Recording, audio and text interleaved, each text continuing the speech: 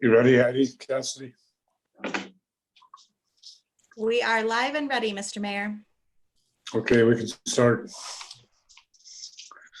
City council meeting. Federal meeting Monday, April 27, 2020, 4 p.m. Roll call, please.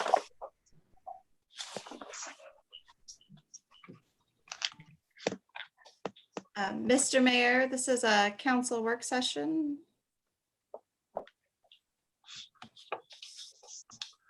Okay, the agenda. Oh, I'm sorry. Council work session. Okay. Budget work session, April 27, 2020. You still call out order?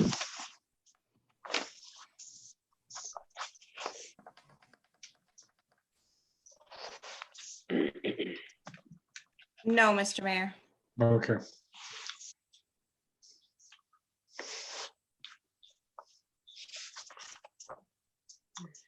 Okay, go ahead, whoever wants to.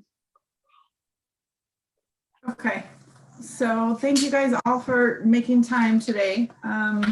This is the first work session that we've had in a few, 4 weeks since the beginning of the COVID-19. So included in your packet is the 2021 draft fee schedule.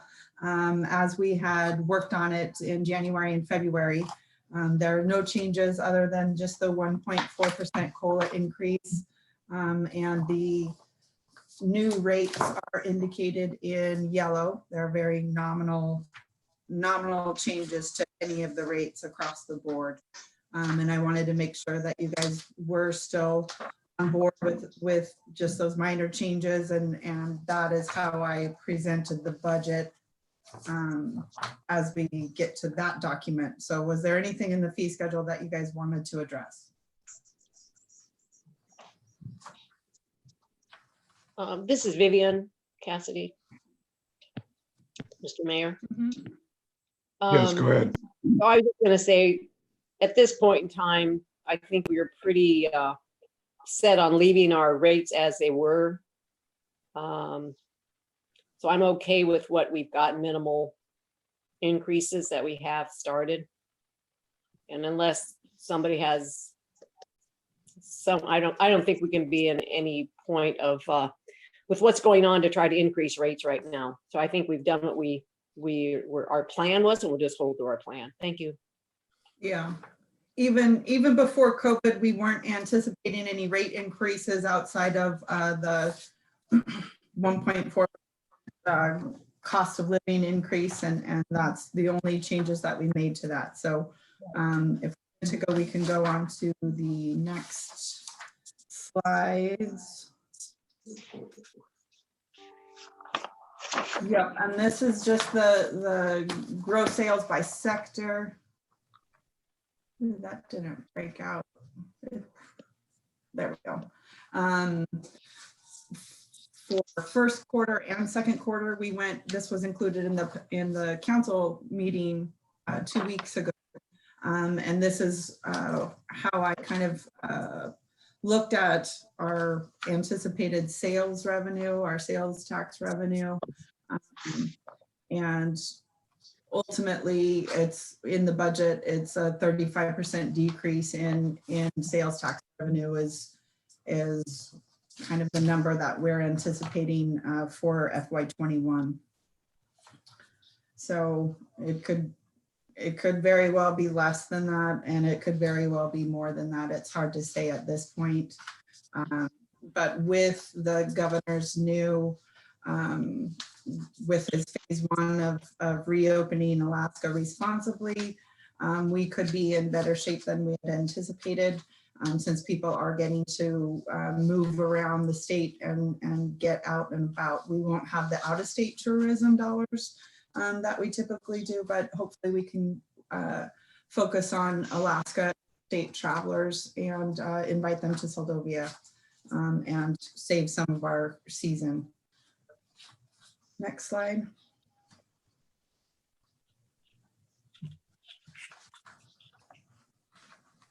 So as you guys may be well aware of or not aware of, the CARES Act funding was released last week, or at least a draft of it, as the governor saw fit to disperse those CARES funds that the state received from the feds. And state of Alaska received $1.5 billion. Of that, the governor has proposed to provide about 500 million to local municipalities and boroughs throughout the state. This document that you're looking at is the guidelines from OMB on how we can use those funds. And there's a little bit of discussions going on in Juneau about the use of those funds possibly being used for revenue replacement. So any loss that we have incurred as a result of COVID-19, specifically in sales tax revenues, what OMB is telling us right now is that we cannot use that for revenue replacement. And I have asked Representative Stutes and Senator Stevens if that is going to be revisited, and hopefully we can gain some clarifications. Many municipalities are anticipating large losses in tax revenues and other revenues in their budgets. And it's a challenge when we can't use this funding to compensate for those losses. I just saw the Alaska Marine Highways received $5 million in CARES funding. They're able to use that for loss in their revenue due to COVID-19. And my question is real straightforward to Representative Stutes and Senator Stevens and the Finance Committee of if the Alaska Marine Highway can do that, why can't a local government do that when that's the big loss that we're anticipating? So there may be a change this week. The 29th is a date that Juneau, the legislators are going to vote on it. And we'll hopefully hear more tonight from the representative and senator about maybe some more details about this CARES Act funding. So I just wanted to make you aware of that guidance that we've received. And it's really put I'm not at a standstill, but it's a large piece of information that we'll need to get up for us so that we can proceed budgeting, because there's a big difference if you look, next page. If you look at Seldovia, you can see where the community assistance portion is listed as $146,000. We were told at the beginning of the year that our cap funding would be right around 78,000, which was what we received last year. And so if we're going to be anticipating, I need to know whether we're anticipating receiving 78,000 or 146,000. That's a big difference coming from a budgetary standpoint. In addition, the total community assistance plus the COVID relief is $254,000, where we received $36,000 quarterly. And again, I need the clarification of whether we can use that for revenue replacement or not. And as it stands right now, OMB is telling us that we can't. So that piece of information will go into the budget. And this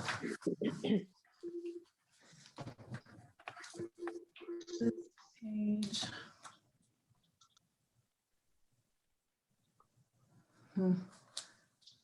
If I can. can I split this? I'll go to my document. Hold on a second.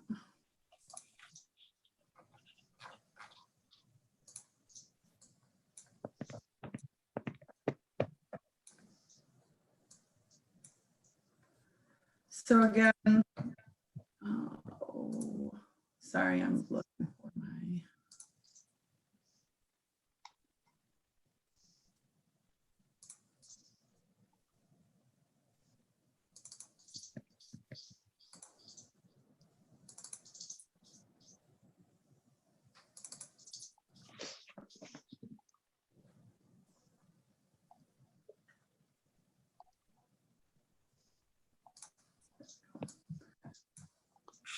Okay, there we go. So again, the sales tax revenue projected in FY21, I have a 35% decrease in sales tax revenue. This is based on meetings and revenue projections through the borough and state municipalities. We've been meeting and trying to get a relatively good idea of what we're going to be expecting, especially going into the busiest season in that first quarter. And, you know, some areas are projecting between 18 and 25%. Getting to Soldovia is already a hardship. And I put in another 10% of anticipated loss just to see where that put us. Our facility rents, there will be a nominal increase in facility rents. Our Soldovia space is at 100% capacity with, I just renewed with one tenant for another year. I have the Hurley House we just went into contract last month with Hurley House for a year. And the other two tenants are there until at least August. So with that anticipation, with those contracts in place already, as well as our fuel and lube lease that has been renegotiated last fall, we should be able to anticipate safely a 10% increase in those annual rents. Let's see here. Our LED light conversion, we should be anticipating a lower monthly utility cost once those get completed. We had the contractor put on hold due to COVID, but I think I haven't touched base with him on getting him scheduled again to finish the multi-purpose building. But the city offices have been done and so is the Harbour office. So the only office or the building to be finished is in the council chambers and in the fire and EMS departments. The water leak projects, we have those, the Dock Street project should be starting this fiscal year. We had a delay in getting our locates scheduled out. So we're still waiting on ACS to come over and complete those locates.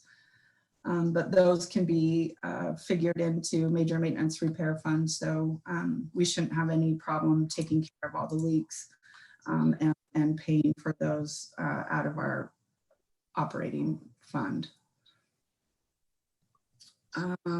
The Parks and Rec, we had talked about having a seasonal part-time groundskeeper.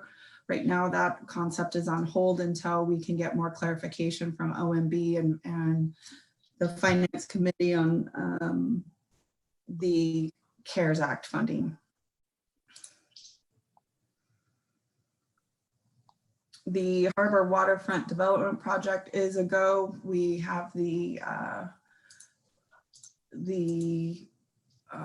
buildings being constructed right now. We'll be waiting on the ferry schedule, which the ferry should start running in June. So we'll be able to get those up and running and moving forward. So we're trying to still stay on the projects and get those things completed that we had anticipated and wanted to get completed before COVID. And we're hoping that that is going to keep going in that forward direction. So with sales tax at that 35%, if we go to the general fund page, please.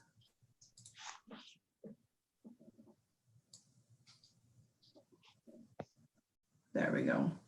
So you can see the proposed FY21 column is in light blue.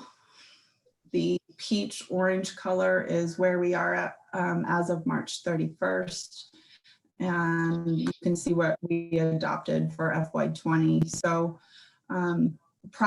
personal property tax, we're anticipating a 10% decrease in personal property tax and real property tax revenues.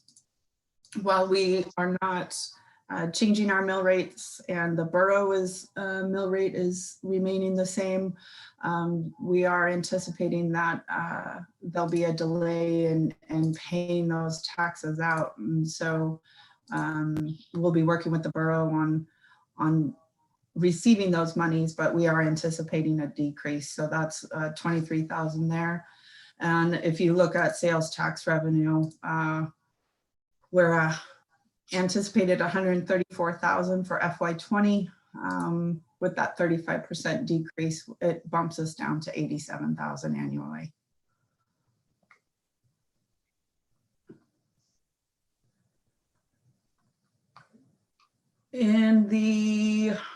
So if you look in the, whoops.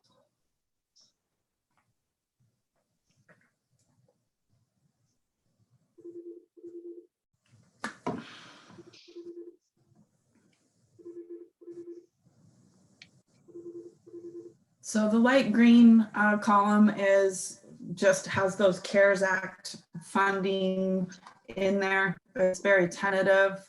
And you can see where community assistance in the light blue column, we're at 78,000 plus or minus a little bit.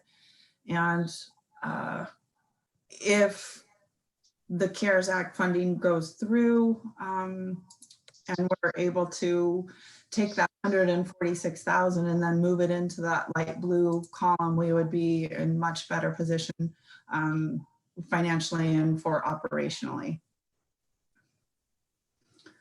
As of now, if we had 78,000 in cap money with the 35% sales tax revenue decrease, it puts us in at $103,000 deficit right now. That is without, I made some cuts throughout the general fund, but this includes 40 hours, our full-time staff operating at 40 hours. I do have a breakout of if we went to a 32-hour-a-week model, what that would,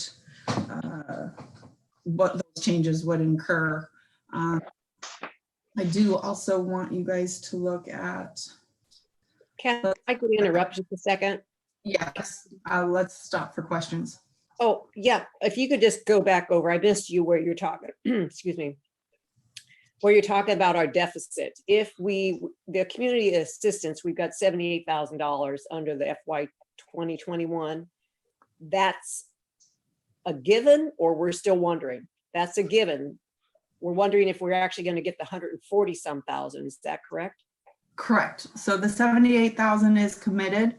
Right. It's the number that we're waiting on is that in column. Okay, and then you said then different numbers you talked about. And then the city would be at a deficit of how much? That's what I missed. If we could use the 146. If we cannot, I thought you said, and that's why we would have this deficit. Right. I missed so something there. If things stay the same, where CARES Act funding is not available to us, this budget right here is about 103,000 in the red. But that's as of today. So that doesn't take into consideration personnel cuts, which would be implemented, as well as this budget, this light blue budget this light blue column and this budget includes a increase in EMS staffing. We feel that because of COVID-19, that we will need to increase our capacity at EMS to be able to respond more effectively and consistently in the event of COVID response. Right now, we budget $20,000, about $21,000 in EMS.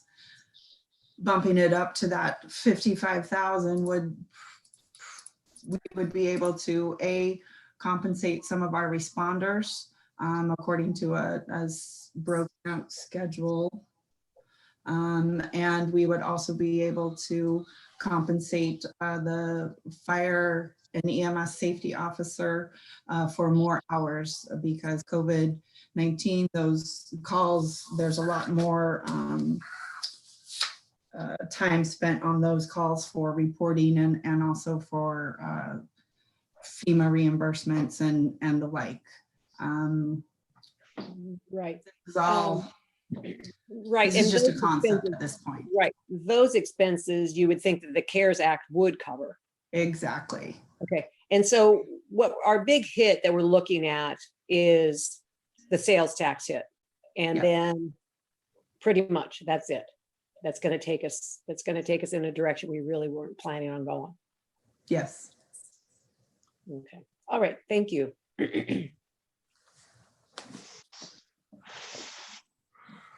So let's see here.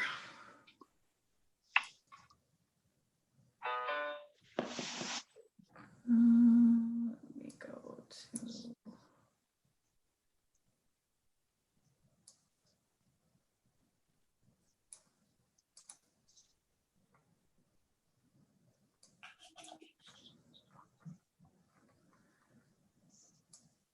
So, I mean, it's kind of, I mean, this is definitely not the draft that I'm submitting to council at this point, just based on that unknown green column that we're kind of waiting for the next few days on. So to follow up with your comment, Vivian, I think a good way that I feel comfortable approaching our general fund right now is to wait for that information to come down from the state, and also take those monies that we're projecting to be expended in fire and EMS and emergency response and transfer those over into that COVID column, because those expenses in those two departments are directly related to COVID response, and we can must just adjust accordingly and anticipate, we're going to anticipate higher expenditures in those departments, but they should be reimbursed on that CARES fund. But again, we're waiting on those pieces. So if let me see what that equals out to real quick.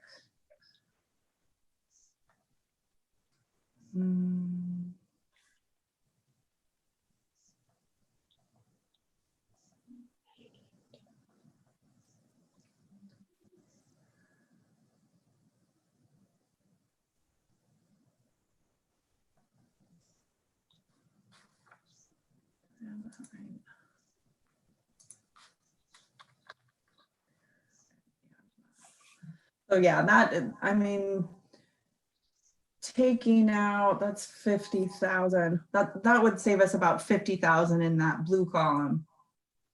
If we can transfer those over into a COVID relief program under the CARES Act. And this, yeah, we had an amendment for $60,000 to move into EMS, is that, or to cover COVID expenses, right? Yeah, that's for FY20, and Right. those expenditures are the expenditures to date that we've incurred is right around 15 to 20,000. We anticipate about 40,000 more through the end of June. at least that's what we have anticipated. Now with the case counts slowing down considerably and our emergency response team pulling back and just being at a steady state right now, we aren't putting as much time into COVID relief as we were in February and March. So that 60,000 very well could not be met by the end of June. Okay. And we have put that into reimbursement through FEMA as well. So we just wanted to realize those expenses using the right process for public government. Right, okay.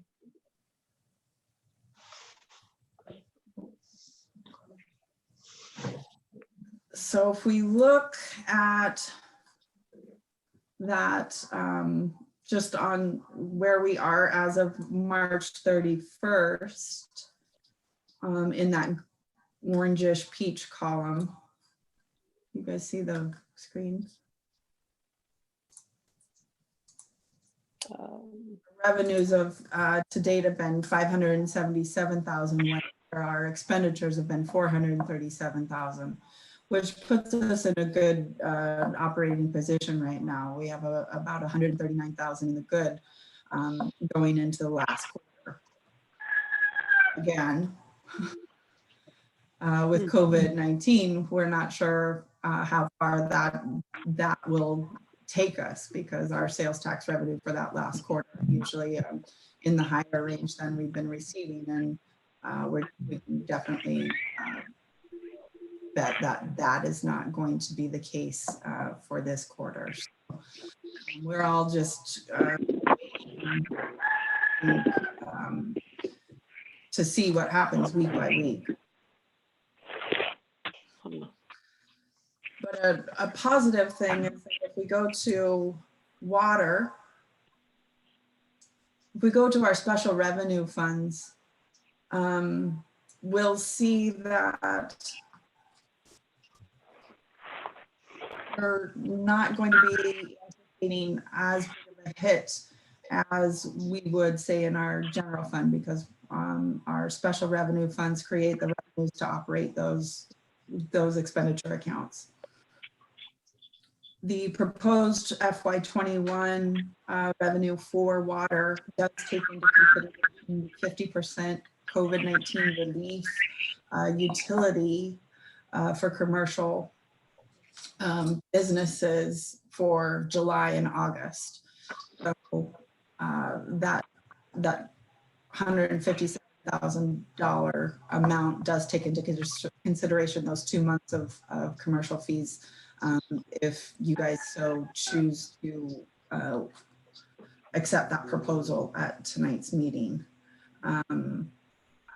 But all in all, it does, we made some cuts. We pulled back on some of our things, but most of this stuff is fixed. But our revenues, they don't. Looks like we're $430 off, which would go into major maintenance and repair, and those monies would go to continuing fixing the mains throughout town for the water line repairs. So with water, sewer, we are in an all right position. Now the dock is not in very good position for FY21. We know that the ferry is hopefully coming back in July or June. And I haven't seen the rest of the schedule after September. So the dock revenues are basically largely based on the ferry stop and the contract that we have with Alaska Marine Highway. We would be able to make up the difference, the 13,000. I'll go into our allocations based on the finance city manager and the public works allocations for wages, but I don't think that's going to get us down to that $13,000 mark to make up for the lost revenue in the dock. Last year, we were able to we transferred 24,000 because of our shortage with the ferry service being cut from our general fund into the dock to continue operations and to have a net effect of 0. And we don't have that luxury this year. So I'll be working on ways that we can cut, although there's not too many different ways since we don't have a large expense listing for the dock. It's just regular operations is what we cover right now.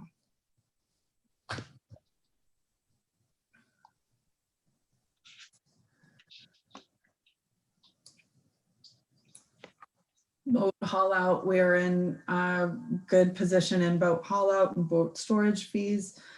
But again, well, I haven't got to Harbour yet, so let's jump over to Harbour real quick. So we have sent out our annual morages. We've already had a decrease in the amount of people that want to renew their morages this year because of COVID-19.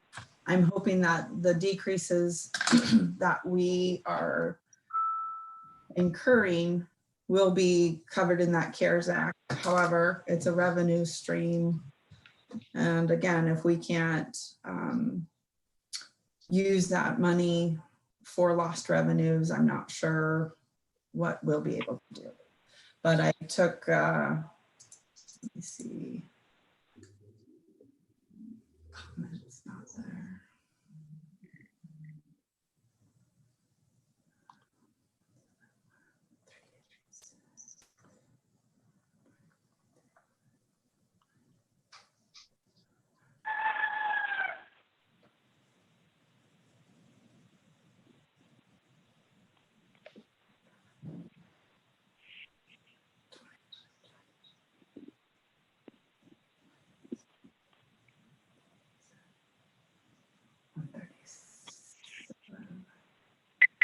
So I took a 15% decrease in stall rentals for the Harbour, just based on what we've been seeing in the last 3 weeks of people renewing or not renewing. Also in the tour boat landing fee, I cut that down to almost half, just based on what our projections are and what the tourist season will be bringing in, which is going to be a decrease.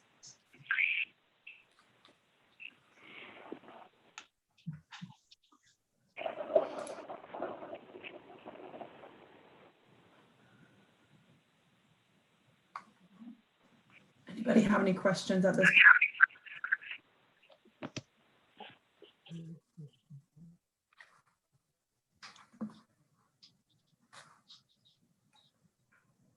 So Cassidy, you ended up taking a 15%.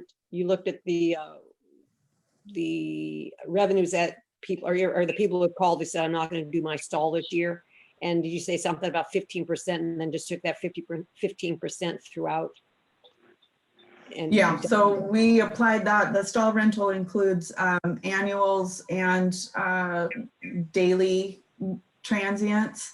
And we're anticipating a lower than usual amount of transients and just the number of people that have chosen not to renew. And Heidi, remind me again, do you have that number? Were you working on that today?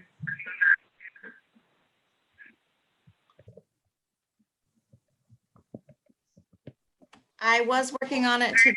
We had about a half a dozen renew and one more tomorrow, but I don't have an exact figure. I'm sorry, I can get that to you. Okay. Hey, Gal, something on your end, you've got an echo coming through. I don't know if that's just my end or everybody's.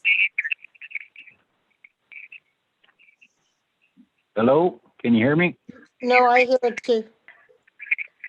Are you guys getting that echo? I'm getting an echo.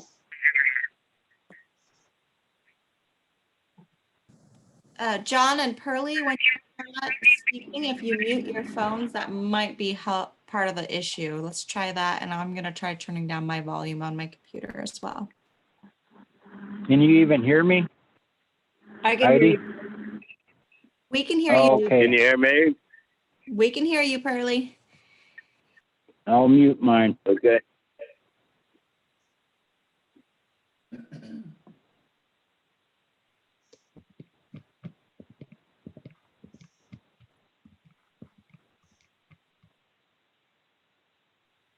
Okay, so if we go, what's the next slide, Heidi?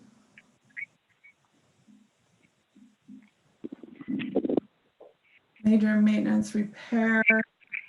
So if you see in the FY21 column, we do have some monies in those special revenue funds to put into major maintenance repair. Well, again, water will go into repairing the mains. But I think because the dock is 13,000, needing to make up 13,000, we could possibly do a transfer out of those major maintenance repair funds and put them into the dock for operating. But it's one idea that I will kick around, and then this budget will be presented to you guys in final form on May 11th. And I'm hoping by then we'll know a lot more do right now. And if we go to there, okay. So can you make that any bigger?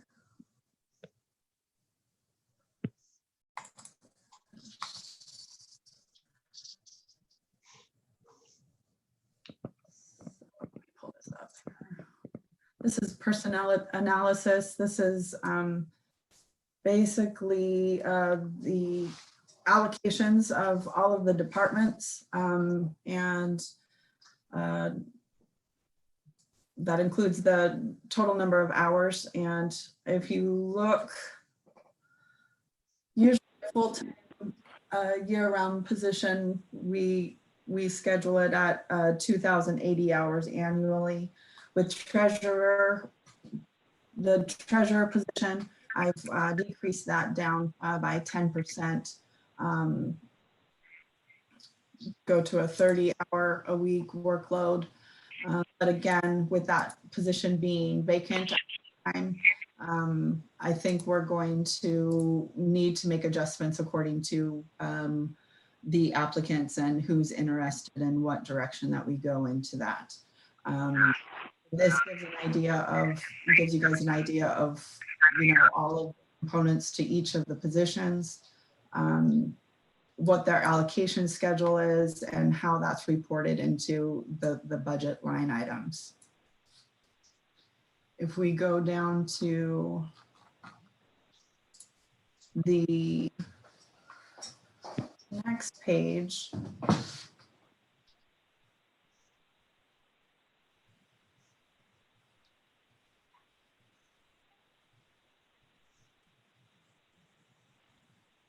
I don't know where it is.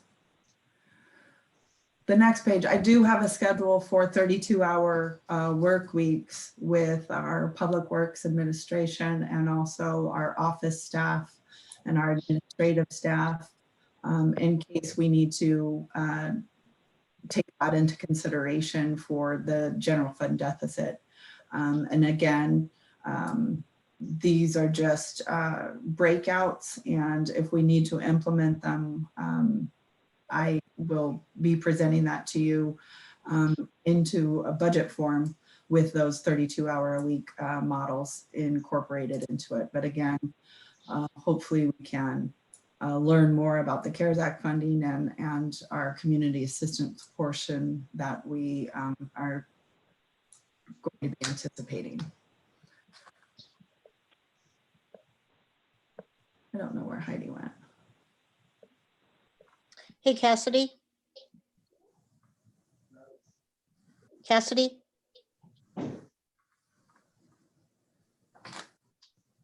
Cassidy, are you there?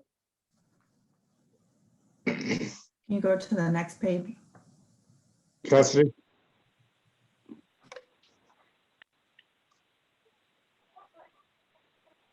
So if you see on the right-hand side of this sheet, there's the 32-hour-a-week schedules on the right-hand side. Go all the way down to this page. Which page is it? Cassidy, can you hear me?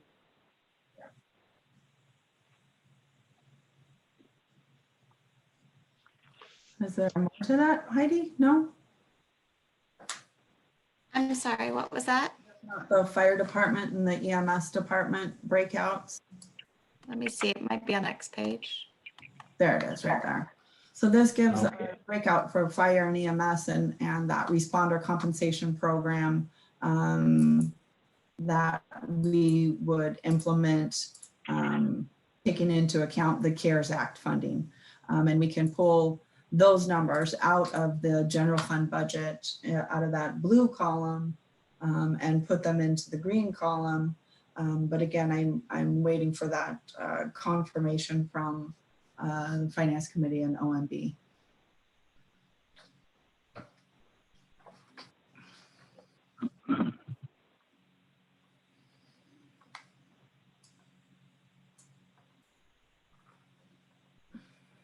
Cassidy?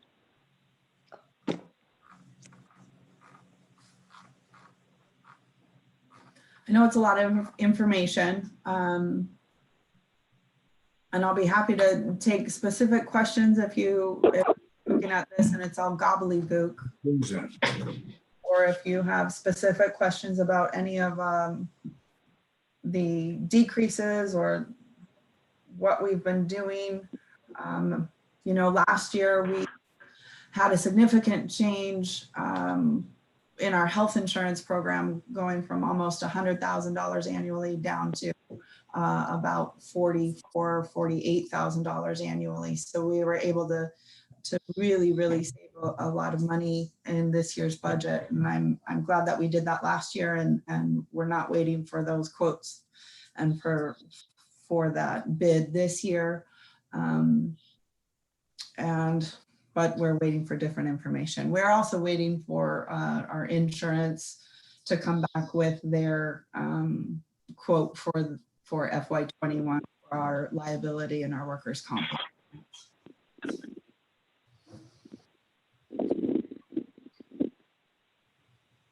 Cassidy?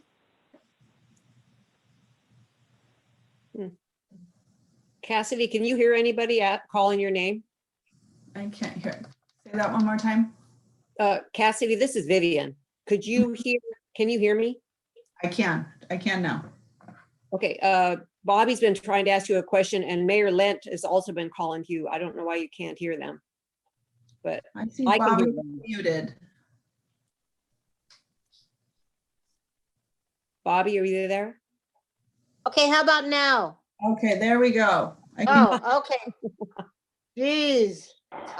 Yeah, I have a question about that CARES funding. So if we can't use it for revenue, for loss of revenue, what can we use it for? the guidelines talk about they'll provide payments that are necessary to cover costs that are necessary expenditures incurred due to the public health emergency with respect to COVID-19. So they'll also, the funding will cover expenditures not anticipated in fiscal year budget. So anything that we incur in FY20 that we weren't anticipating, those that are COVID related, those will be covered as well. So say if we have to, and this is where my questions hopefully can be answered soon, is if we can't meet our operating budget as it stands, and we're going to have to make adjustments in our personnel models, those would be related to COVID-19. But again, the way that we would be recognizing them and realizing them from a budgetary standpoint is the reason why we have to go from a 40-hour a week to a 32-hour a week personnel model is because we have a loss of revenue that we can't pay 40 hours a week. So it's kind of a confusing circle to me because we're not able to keep people employed at 40 hours a week because of COVID-19, but that would be a loss of revenue. These funds can't cover that loss of revenue. Well, I don't know. That sounds weird to me. So hopefully that'll change. I'm hoping so too, or at least we can Yeah. see more clarification on what will be covered. Yeah, definitely. Okay, thanks. Mhm. George, Kathy- you're No. George, you're muted.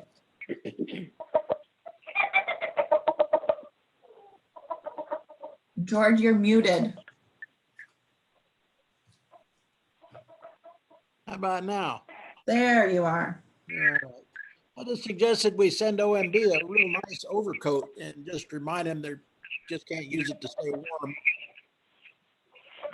Yeah, hopefully Representative Stutes and Senator Stevens can answer that question. I've already emailed them that inquiry, and hopefully they can shed some light on it.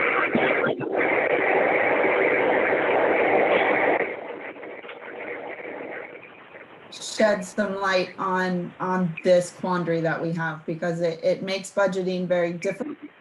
But it also, it's just, you know, they're going to be working out what they need to work out in Juneau, and hopefully they'll have some answers for us sooner rather than later.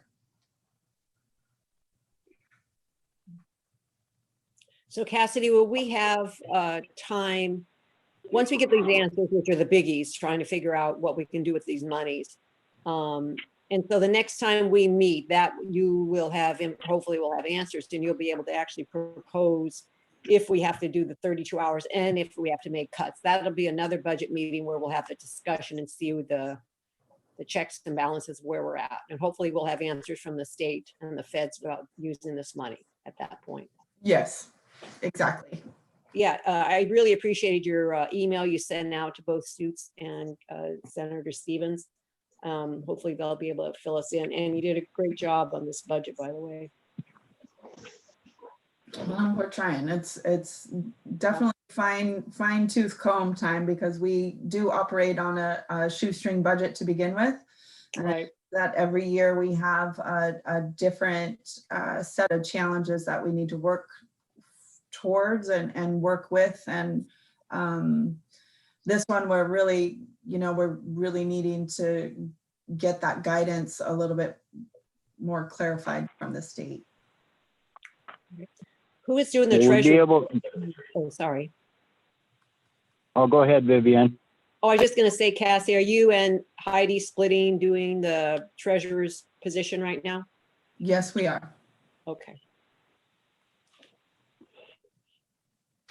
We should be able to claim, you know, all the people that canceled for the harbor and the ferry, and pretty much any of the businesses that had to cancel, like the hotel, all of the cancellations they had, the money we would have got from that should be claimable, shouldn't it? Well, not under the OMB guidelines. We can't use the CARES Act funding for those loss of revenues. Now, those small businesses that did incur those losses, they're able to access those small business loans and grant programs through SBA and through PPE and those other programs. So they'll be able to cover themselves. It's just wording in this guidance is preventing municipalities from claiming those loss of revenues into the CARES Act. Yeah, it seems like they've written it up to where the city would normally get revenue and money from, you can't claim. Yep, that is where we're at. All right, I understand it now. Yeah. It's frustrating.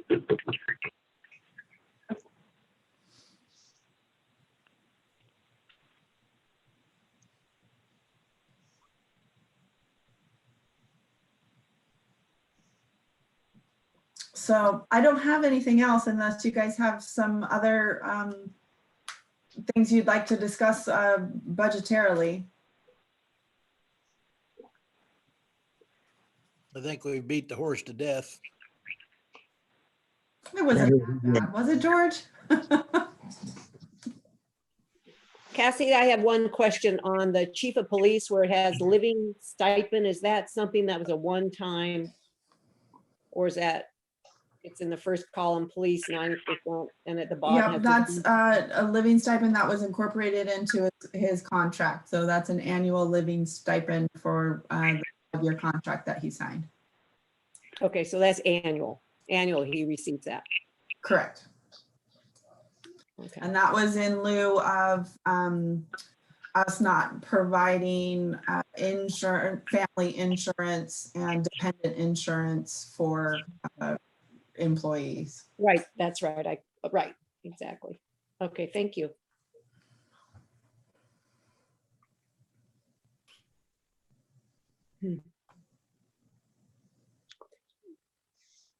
You have anything else? I do not at this time, Mr. Mayor. Okay. Are we ready to adjourn? So I yeah, don't I have any think that we'll questions. just hang tight and get this information and hopefully get some clarification by the next few days, and hopefully it'll get us in the direction that we want to go into.